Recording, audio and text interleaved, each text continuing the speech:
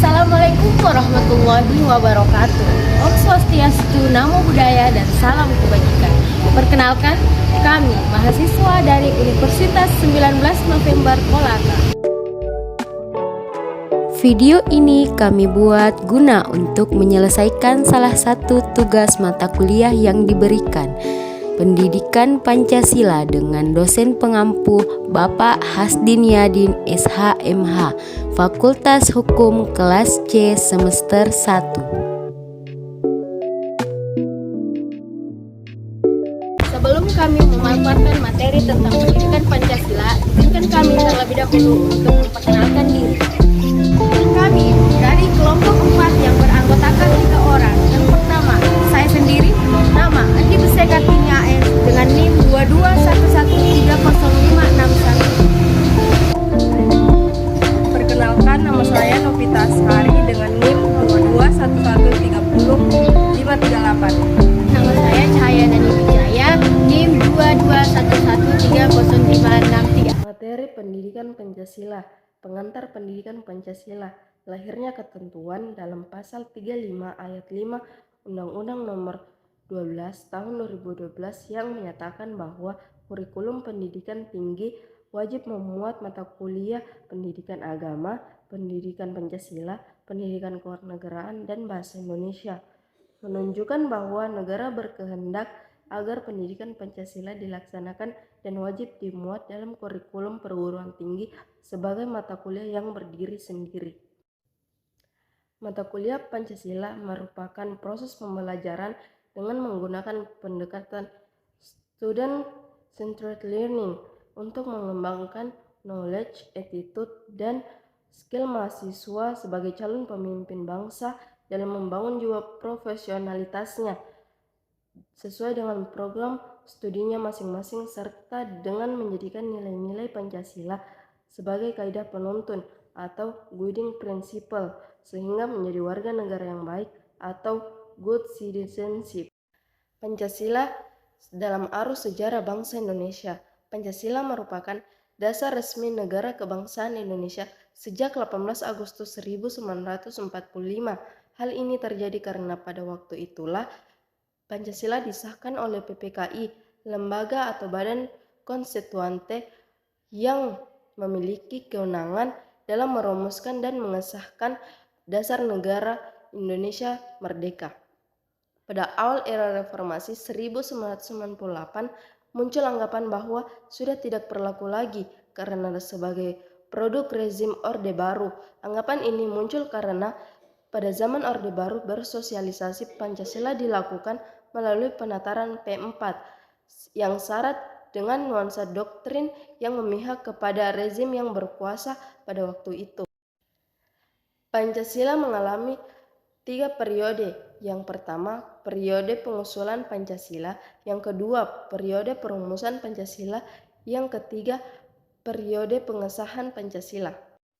Pancasila sebagai dasar negara Republik Indonesia, yaitu Pancasila sebagai dasar negara yang autentik termaktub dalam pembukaan Undang-Undang 1945.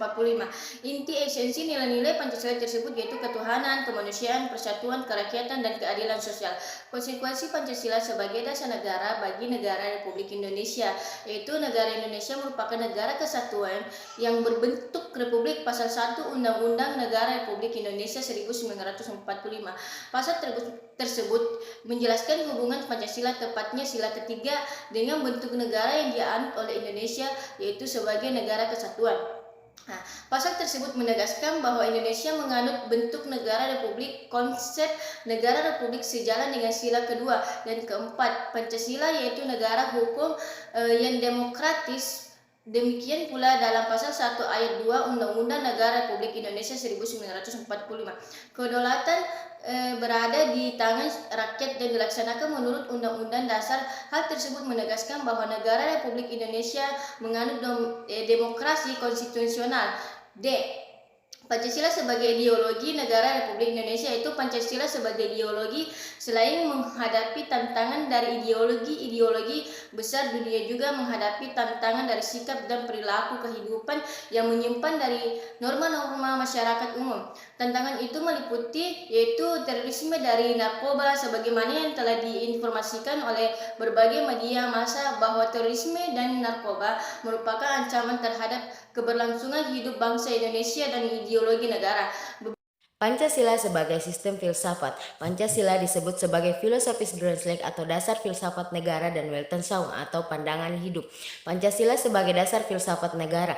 Nilai-nilai filosofis yang terkandung dalam sila-sila Pancasila mendasari seluruh peraturan hukum yang berlaku di Indonesia. Artinya, ketuhanan, kemanusiaan, persatuan, kerakyatan, dan keadilan harus mendasari seluruh peraturan perundang-undangan yang berlaku. Contoh, Undang-Undang Nomor 44 Tahun 2008 tentang pornografi pasal 3 ayat A yang berbunyi mewujudkan dan memelihara tatanan kehidupan masyarakat yang beretika, berkepribadian luhur, dan menjunjung tinggi nilai-nilai ketuhanan yang Maha Esa, serta menghormati harkat dan martabat kemanusiaan. Pancasila sebagai Weltanschauung artinya nilai-nilai Pancasila itu merupakan sesuatu dasar yang telah ada dan berkembang di dalam masyarakat Indonesia yang kemudian disepakati sebagai dasar filsafat negara. Pancasila sebagai sistem etika.